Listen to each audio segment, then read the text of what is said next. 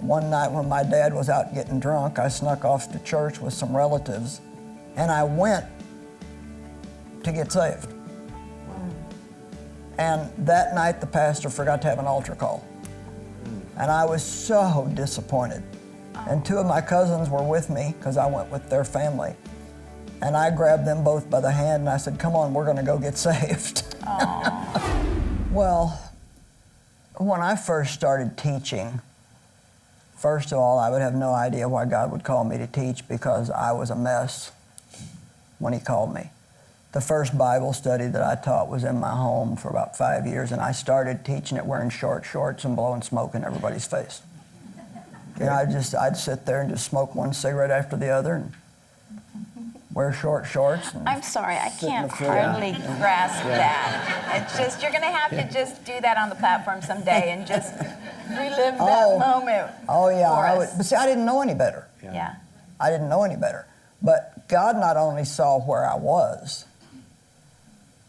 He saw that I was workable material. Yes. My goodness. You know, I was one of those pots that had been broken that Jeremiah talks about. Yeah. And He renewed me, made me a new creature, which I think is like becoming a new soft piece of clay. And about the potter and the vessel that was broken, it says that the potter reworked it into a vessel that He wanted it to be. And so if we really give ourselves to God, give ourselves over to Him, there's nothing He can't do. He can change anything in your life. He can heal any brokenness that you have. And it wasn't only the abuse from my dad. I mean, I started that. But to be honest with you, when I felt that God was calling me to teach, it was not a popular thing for a woman to teach. And especially in the church circles that I was in, it was unheard of. And so I was all excited. And I thought everybody else would be excited for me too. But they weren't. And so that was like, what my dad did to me was one type of woundedness and brokenheartedness.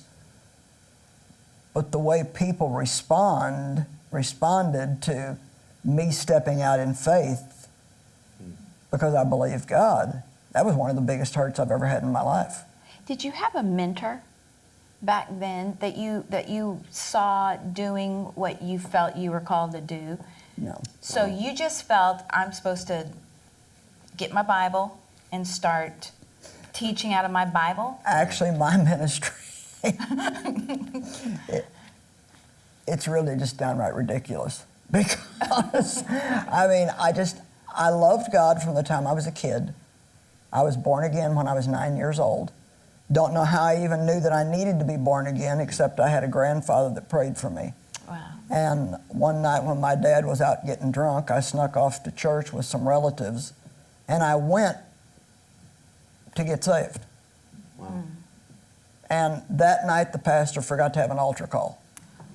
And I was so disappointed. And two of my cousins were with me, because I went with their family. And I grabbed them both by the hand, and I said, come on, we're going to go get saved. So I guess even back then, I was determined to take a few people with me. Yeah. And I look back, and it couldn't have been anything other than the grace of God that I was bold enough. I mean, I didn't know what I was doing. Yeah. But I didn't know what I was doing. You know, I remember when I felt like God put it on my heart to start a Bible study. I said, well, I don't know how to teach. And He said, I do. And so I started with 12 women. All of them worked for me. I didn't realize, because I was the office manager, they would all feel obligated to come. But hey, however you can get a crowd. So, Right. you know, 12 women, 6 a.m. on a Wednesday morning, we met in a restaurant downtown, and I went to my pastor of the church where I was going to at the time, and I said, if somebody was going to teach a Bible study, where would they start? And he said, oh, the book of John would be good. And I said, what would you use for study material? And he suggested a Thompson Chain Reference Bible. And so all I had when I started was the Bible, and I chose an Amplified Bible. Nice.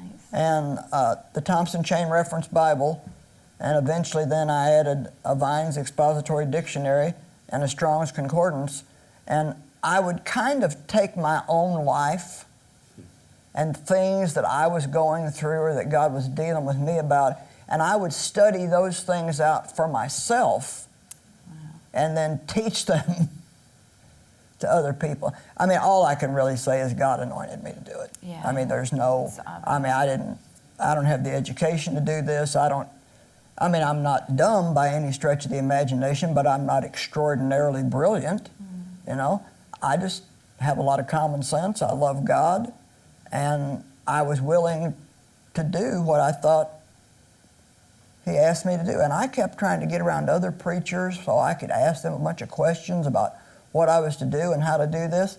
And I tell you what, no way, no how could I meet with anybody. First of all, nobody knew me. They didn't care about meeting with me.